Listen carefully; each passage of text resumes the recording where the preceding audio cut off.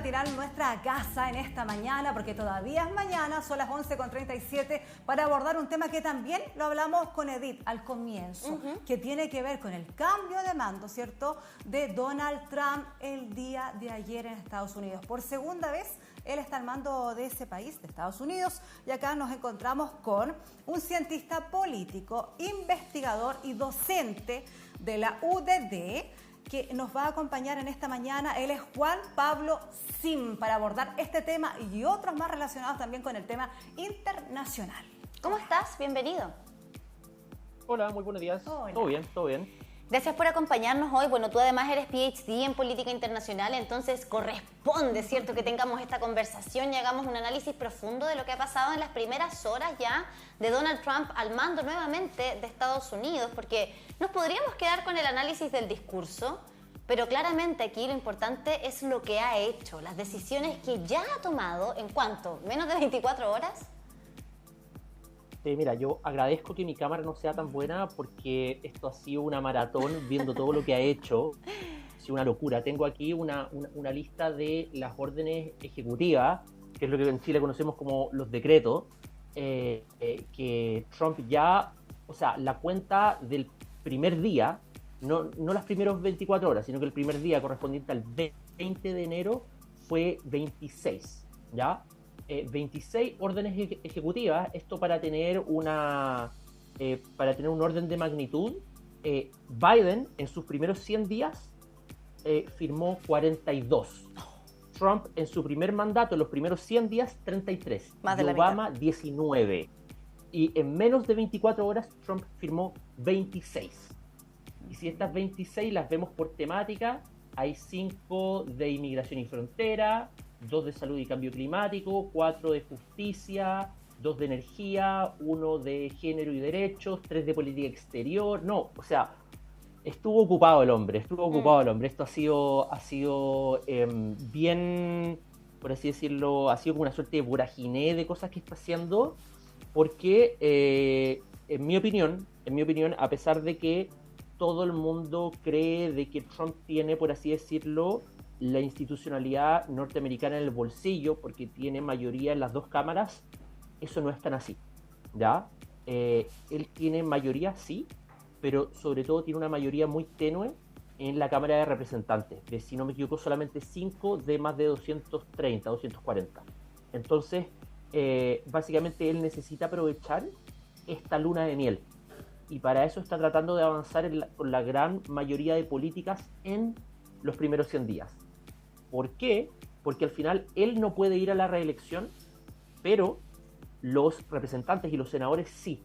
Entonces vamos a ver en el transcurso de su segundo mandato que se va a producir una suerte de disparidad entre el set de incentivos del presidente, que no tiene incentivos a la reelección, y los congresistas. Entonces eso va a generar un desacople. Por eso él, en mi opinión, partió con a toda marcha muy rápido para tratar de generar los cambios que él está buscando lo más rápido posible.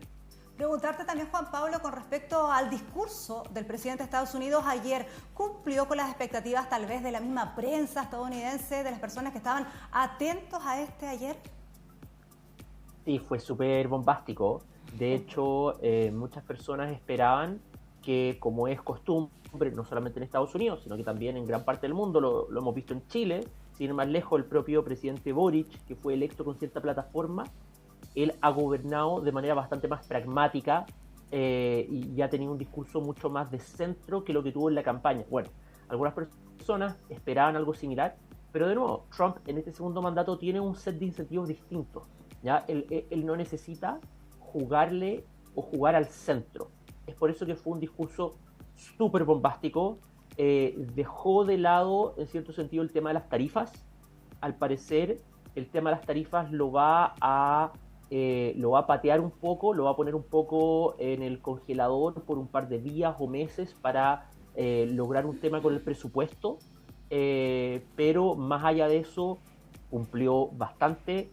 Tuvo palabras para el tema de Panamá, tuvo palabras para México, tuvo palabras respecto a la inmigración. Entonces, esto me parece que ya da ciertas luces de lo que va a ser, esta administración al mundo, al menos desde el punto de vista discursivo, y al menos en esta primera parte. Porque, de nuevo, a todas luces se va a producir eventualmente un desacople entre el presidente y los congresistas, pero esto todavía no va a pasar. Primero tiene algo así como un año y medio. Bueno, tú hablabas, Juan Pablo, de dividir, ¿cierto?, todas las medidas que ha ido tomando en materias, ¿no? Me gustaría preguntarte, antes de entrar en cada una de ellas, eso sí, respecto de una decisión que me parece importante, sobre todo por el mensaje que entrega a la ciudadanía estadounidense, a los adeptos de Trump, y es haber indultado a todas aquellas personas que estaban encausadas por el asalto al Capitolio. No olvidemos lo que pasó cuando asumió Joe Biden, ¿verdad?, el anterior presidente de Estados Unidos, este asalto en el Capitolio donde murió gente, donde hubo muchos disturbios, ¿verdad?, y los tildó de héroes rehenes. ¿Qué mensaje se le está entregando con este indulto, con esta categorización además de héroes a personas que generaron ese nivel de, no sé, revuelta? No sé cómo llamarle, la verdad, a ver si tú me ayudas ahí, ojalá con un concepto que pueda definir lo que pasó ese día en el Capitolio. No, por supuesto, esto básicamente demuestra su intención de hablarle a la barra brava. Demuestra la intención de, una vez haber tomado el poder, no moverse hacia el centro, sino que al contrario, maximizar las diferencias y las contradicciones. Al final eso pareciera ser que es lo que está haciendo el presidente, y pareciera ser que él va a tratar de nuevo de aprovechar esta ventana de oportunidad, porque no nos olvidemos que en la administración anterior Trump no tenía experiencia, él era nuevo en política, y la gran mayoría de los burócratas, de los ministros, de las personas que él puso en cargos clave, no eran de él mismo, eran prestados del Partido Republicano, que es un partido que históricamente al menos ha sido bastante institucional. Eran personas más conservadoras, neoconservadoras. Entonces ahora está haciendo algo distinto. Llega con su propia gente, llega con personas de confianza, no llega con partidarios prestados, entonces él ya no necesita moverse hacia el centro, sobre todo que no tiene que ir a la reelección. Entonces llega con todo, llega con turbo, órdenes ejecutivas 26 en menos de 24 horas, y va a tratar de pasar leyes lo más rápido posible. Porque además, recordemos que los ciclos eleccionarios en Estados Unidos son muy rápidos. Ya en menos de 2 años tenemos elecciones de midterm, de medio término, donde se renueva toda la Cámara de Representantes y se renueva un tercio del Senado. Entonces, él quiere llegar a esa fecha, quiere llegar a esa elección con ciertos logros, y para eso tiene que moverse rápidamente. Sabemos que a finales del 2025 se va a poner término a ciertas exenciones tributarias que él aprobó en su primer mandato. Bueno, ¿qué es lo que quiere hacer? Él quiere extenderlas. Entonces, para eso se tiene que mover rápido, pero para eso necesita ser materia de ley. Las órdenes ejecutivas, los decretos, son muy poderosos, pueden generar cambios, sí, pero, y esto es muy importante, pero las órdenes ejecutivas pueden ser discutidas en las cortes, ¿ya? Y en ese sentido, bueno, alguien podrá decir, no, pero él tiene hay mayoría conservadora en la Corte Suprema de Estados Unidos. No es tan así. La Corte Suprema de Estados Unidos no es tan obvio de que sea un 6-4 no, creo que es 6-3. Es más complicado que eso. En verdad lo que tenemos en la Corte Suprema de Estados Unidos son algo así como 3 bloques distintos, donde hay 2 bloques distintos de derecha que cada uno avanza en sus propios objetivos. Entonces, no es tan simple, no es tan fácil. La maquinaria institucional de Estados Unidos es más sólida de lo que uno se imagina, y él no tiene control total. Por eso es muy importante lo que hagan los primeros 100 días. Otro punto también importante dentro de muchos que él abordó en este discurso el día de ayer fue el tema de la inmigración. ¿Qué medidas va a tomar? Porque él también habla, y lo dijo ayer, de la ley de enemigos extranjeros, así la llama. A ver, tengo aquí, mira, fueron 5 órdenes ejecutivas respecto a la inmigración. Declaró emergencia en la frontera sur, reanudó la construcción del muro fronterizo, eliminó la ciudadanía por derecho de nacimiento. Eso no es tan así, eso va a ser, eso más una intención, pero eso habría que cambiar la Constitución, y eso probablemente se va a judicializar rápidamente. Terminó con el programa permanecer en México, cerró la aplicación CBP One para procesos migratorios. Básicamente él puso toda la carne en la parrilla para tratar de controlar la frontera sur.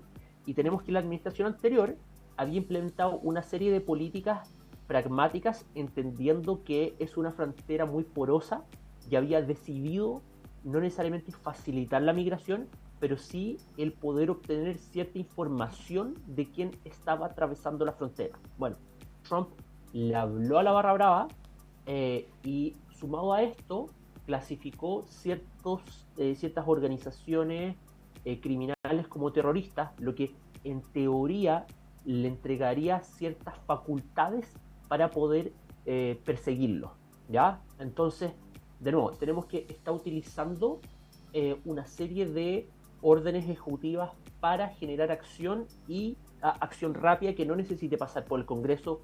No obstante, vuelvo al punto, esto se va a judicializar sí o sí, porque de acuerdo a la Constitución de Estados Unidos, si no me equivoco, las únicas personas que nacen en territorio de Estados Unidos que están exentos de obtener la nacionalidad por nacimiento, por haber nacido en territorio de Estados Unidos, son los hijos de diplomáticos. Y esto está en la Constitución, que tiene obviamente un rango más alto que cualquier orden ejecutiva que pueda firmar el presidente. Entonces, él no solamente demuestra una intención de generar cambios y generar cambios rápidos, sino que también demuestra una intención de tensionar la institucionalidad, lo que también es un dato relevante. Sí.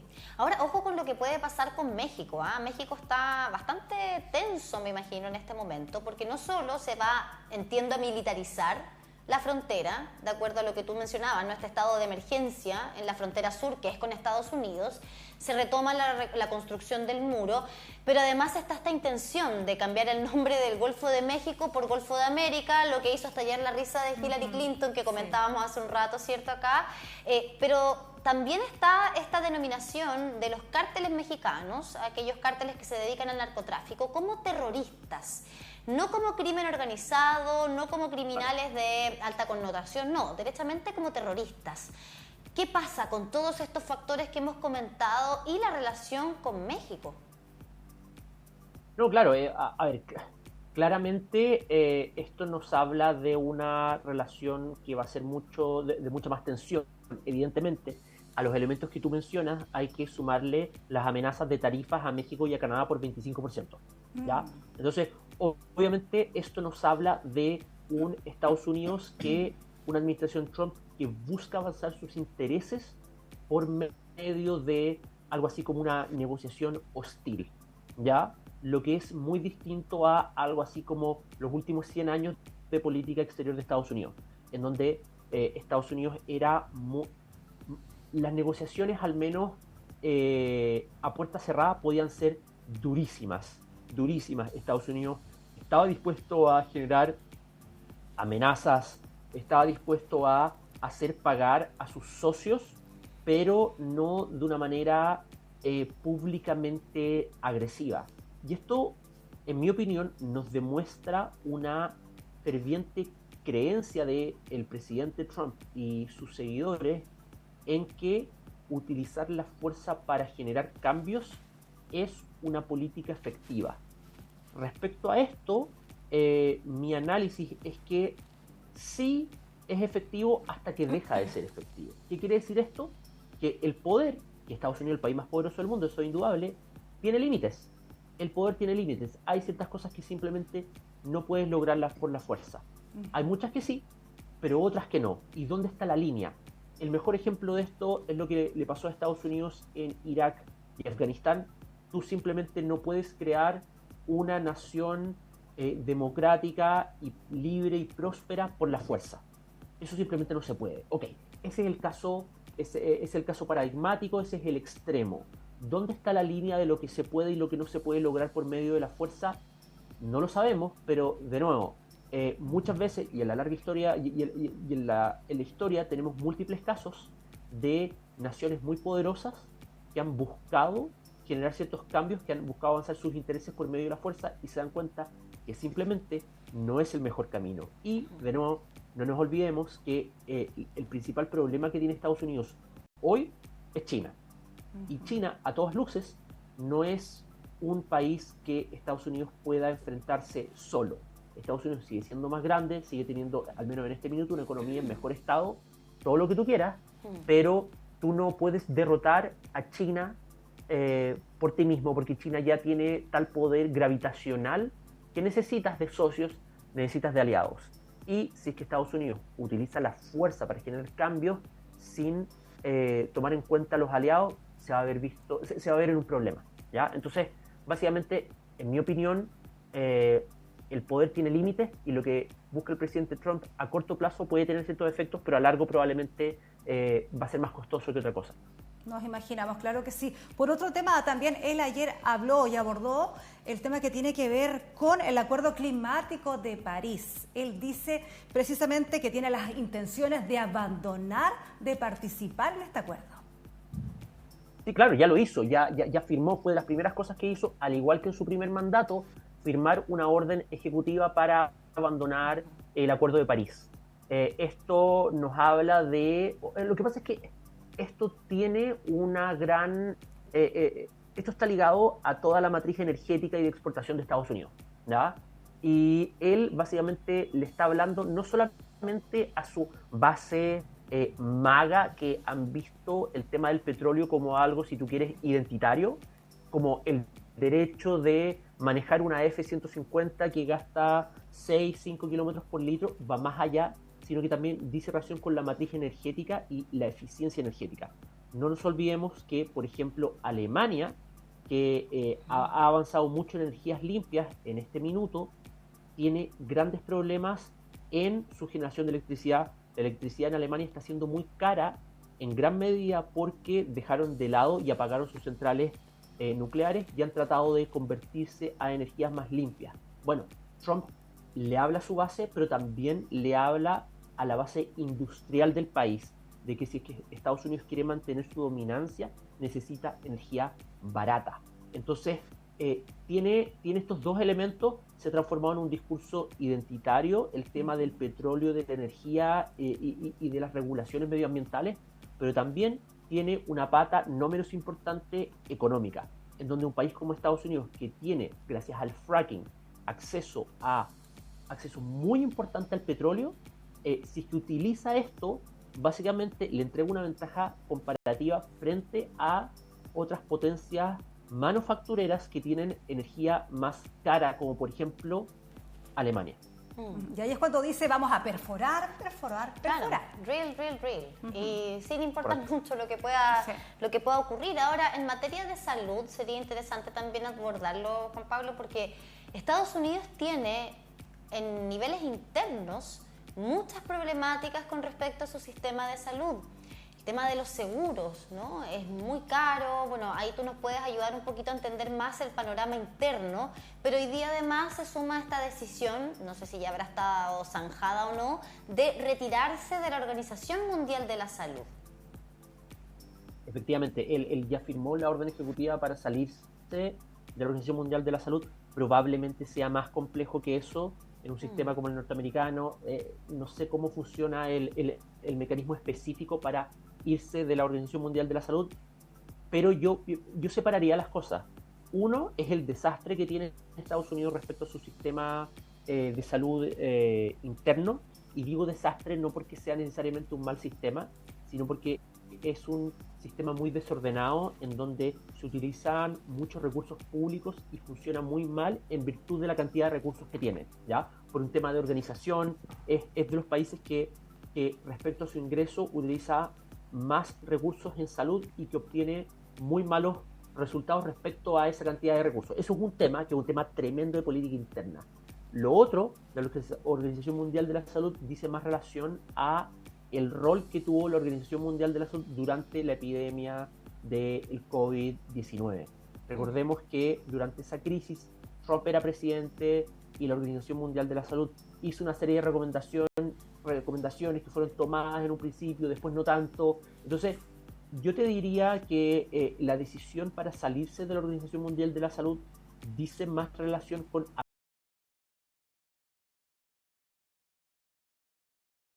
grupos ya medios antivacunas, medios que sí, que no, ¿me entiendes? que es distinto al problema interno que tiene. Otro tema importante que también abordó, fíjate, y tiene que ver con algo, yo pienso de manera personal, Cami, él se está quedando en el pasado. Dice que solamente va a obedecer y va a reconocer 2 géneros en Estados Unidos, u hombre o mujer.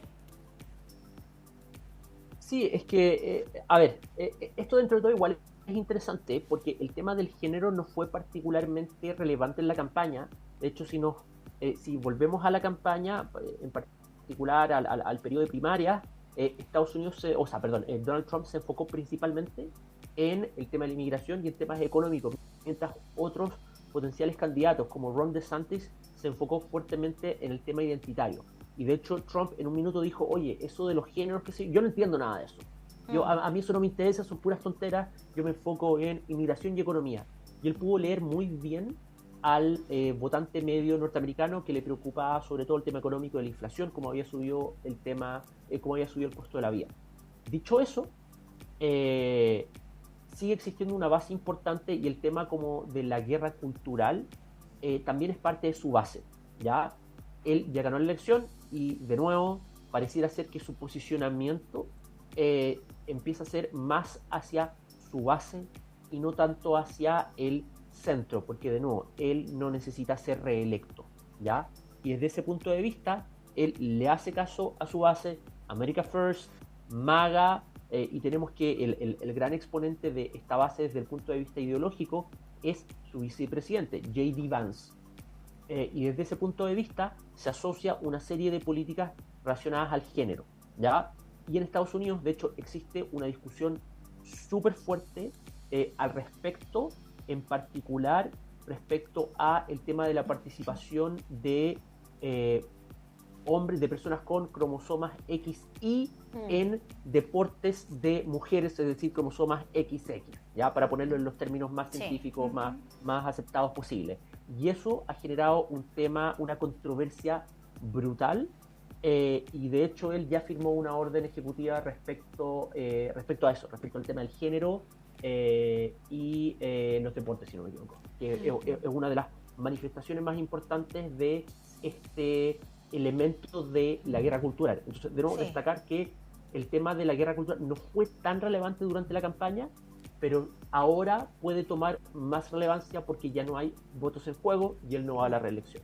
No, y de hecho es llamativo que esté dispuesto a legislar sobre estas materias, ¿no? Pero bueno, vamos a ver cómo se lleva a la práctica finalmente esto de determinar los 2 géneros, porque también hay personas que se identifican de otra manera. ¿Cómo anulas tú eso? ¿Cómo lo haces desaparecer, entre comillas? Esa es la gran interrogante. Ahora, para pasar a otro tema también y preguntar un poquito por la realidad en nuestro país, ¿cómo se vislumbran las relaciones de esta nueva administración de Donald Trump con Chile, entendiendo que todavía nos queda un año por delante de administración del presidente Gabriel Boric? Veremos lo que vaya a ocurrir en la próxima elección, ¿cierto? Ya tenemos algunas luces con las encuestas que salen semana a semana, sabemos que hay una líder que no ha bajado de ese podio, ¿verdad? Pero, ¿cómo se viene este año para Chile y Estados Unidos? Yo creo que Latinoamérica va a ser, más allá del tema México, inmigración, yo creo que Latinoamérica va a ser simplemente irrelevante.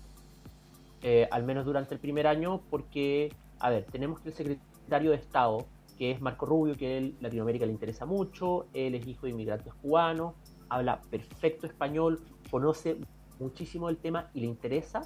Él va a presionar por levantar estos temas, pero seamos sinceros, aquí estamos en una pelea de perros grandes. Estados Unidos, sus prioridades son China, sus prioridades son Ucrania, sus prioridades son todo lo que está pasando en Israel. Esas son las prioridades respecto a política internacional. Y después, bueno, también tenemos el tema con México, de tarifas con México y la frontera, pero el resto de Latinoamérica, hacia abajo, él puede tener intenciones de llevar a cabo una política distinta a la que llevó a cabo Biden, de eso no me queda la menor duda, de que va a ser una política más adversarial, pero de nuevo, no estamos en las prioridades.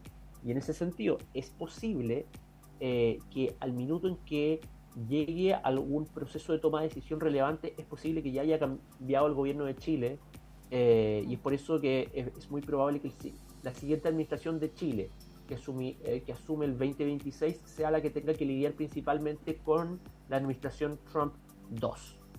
Y en ese sentido, bueno, ahí habrá que ver quién gana. Recordemos que en el último ciclo eleccionario, a estas alturas, el actual presidente Boric marcaba como 3%, así que en verdad cualquier persona puede ser electa, ahí no lo sabemos. Pero yo lo que diría es que yo creo que de México hacia abajo simplemente no somos prioridad y vamos a estar tercero, cuarto, quinto en la cola. Tal vez Panamá, porque le ha dado con el canal de Panamá. Entonces tal vez podríamos ver México-Panamá, pero Chile estamos muy lejos. La relación no es particularmente mala, al contrario, es tradicionalmente muy buena. Y esté el presidente Boric o no en el poder, yo creo que las cosas se van a mantener más o menos estables para nosotros. Bueno, tranquilidad para nosotros entonces en ese tema. Muchas gracias por estar con nosotros. Juan Pablo Sim, él es cientista político, investigador y docente también de la UDD. Gracias.